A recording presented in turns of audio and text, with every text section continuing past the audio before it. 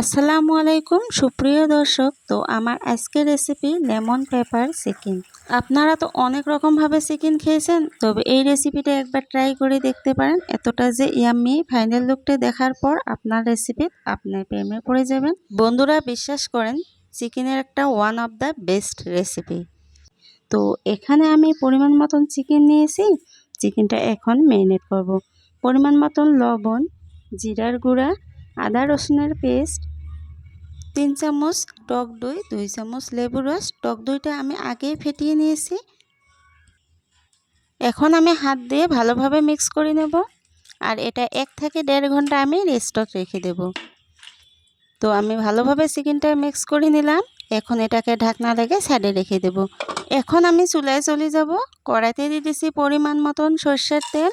এখন দিয়ে দিলাম একটা তেজপাত, দারচিনি, এলাচ, লং, গোলমরিচ, হাফ চামচ জিরা।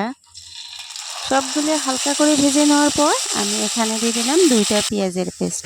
পেঁয়াজটা হালকা করে ভেজে নেব যাতে পেঁয়াজের স্মেলটা চলে যায়।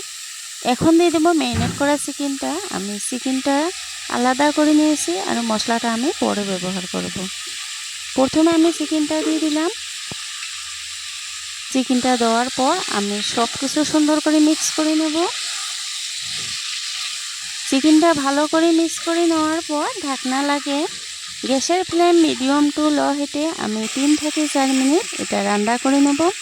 বন্ধুরা অবশ্য চেষ্টা করবেন বাসায় একবার ট্রাই করা, তাহলে আপনারা নিজে বুঝতে পারবেন কতটা ইয়াম্মি আর ইয়ার লুকটা কতটা সুন্দর।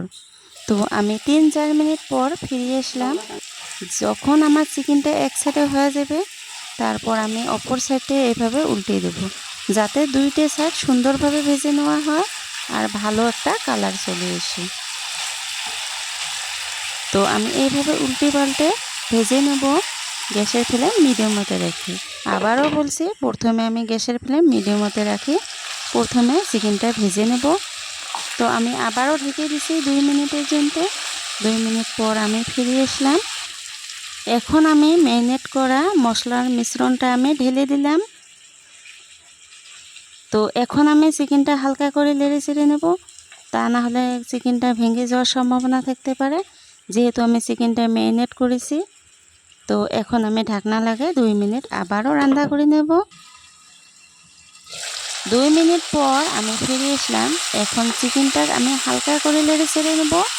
চিকেনটা থেকে আমার তেলটা আলাদা হয়ে গেছে। এখন আমি পরিমাণ মতন এখানে গরম পানি অ্যাড করে দেব। আপনারা অবশ্যই চেষ্টা করবেন রান্নাটা গরম পানি দিয়ে করা, তাহলে কিন্তু চিকেনের টেস্টটা দ্বিগুণ বেড়ে যাবে। এখন দিয়ে দিলাম 5টা কাঁচা মরিচ। আপনারা নিজের পছন্দ মতো ঝালটা অ্যাড করবেন। তারপর আমি ঢাকনা লাগিয়ে দিলাম। এখন আমি একটা পেস্ট তৈরি করব। 1 মুঠি বাদাম, কাজু, কিশমিশ, এটাকে পেস্ট করে নেওয়ার পর আমি চিকেনে ঢেলে দেব। তো এটা দেওয়ার পর সুন্দর একটা ফ্লেভার আসবে, খেতে তো দারুণ টেস্টি হবে। তো আমি এখন একটু নেড়ে চেড়ে নিলাম। তো এখন আমি হাফ চামচ গরম মশলা, হাফ চামচ মিট মশলা অ্যাড করে দিলাম। তো আমার মশলাটা দেওয়া কমপ্লিট। তো এখন আমি ঘড়ি দেখি 2 থেকে 3 মিনিট আবারও রান্না করে নেব ঢাকনা লাগে। 2 থেকে 3 মিনিট পর আমি ফিরে আসলাম। যেহেতু লেমন চিকেন, তো আমি একটা লেমন এইভাবে স্লাইস করে কেটে দিয়ে দিলাম।